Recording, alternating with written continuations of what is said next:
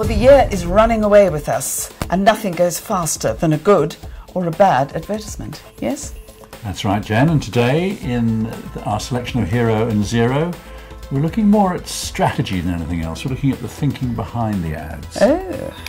So my Hero is a brand that faces a rapidly evolving category. These days, with the pace of technological change, it's almost impossible to keep up in some instances, and many a brand has simply fallen by the wayside because they failed to move with the times. And one of those categories is the GPS device, where we find that the two main players, Garmin and TomTom, are, I think, losing a market through no fault of their own for a standalone device as a navigational thing only. So Garmin have had to look and say, well, we need to move on, because if we just sit around and wait for this category to die, we'll die with it. And what they've done is to look at other applications of the GPS device and attach it to a lifestyle and to a set of interests and hobbies, and asked how people feel at that moment when they've ascended a mountain. Or you mean it's going to start talking to me? No, but it links back to things like your heart rate and obviously the geography of where you are at the moment. But the advertising concept is around, do you remember, or where were you when you last felt this alive? And the sense of being alive is demonstrated not just by the visual surroundings that it's taken you to, but the sense of exhilaration and achievement that got you there as well. And that's the evolution from a very functional proposition to a much more emotional proposition that the current Garmin TV campaign achieves. And for that, I give it a Hero.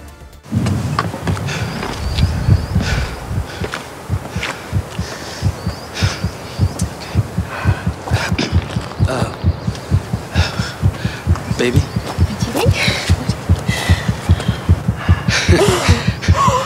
Oh my God! What do you... Oh my goodness, Susie.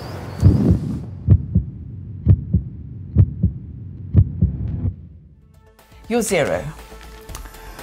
Well, do you know anyone called Steve? Oh! Steve is back, as you will have noticed, Yes. back with a vengeance. I thought it was rather clever. Well, this is why I drew the distinction between strategy and execution, because the current Un-Steve Yourself campaign is undoubtedly well written, distinctive, it stands out.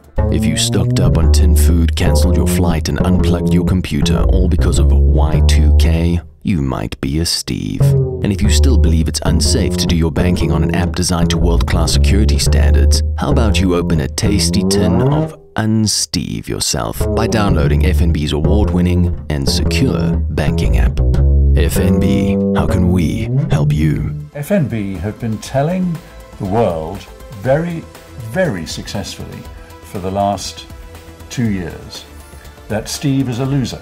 Steve is the palooka who fails to achieve a single sale in all of this effort. Including moving banks. Including moving banks. And has become synonymous with, as I say, being a loser. Now suddenly we're being told that Steves walk amongst all of us, not just those who are called Steve, but many of us may be Steves.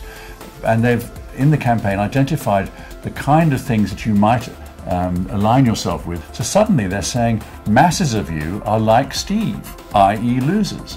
And I think it's a fundamental error to insult your audience in that way.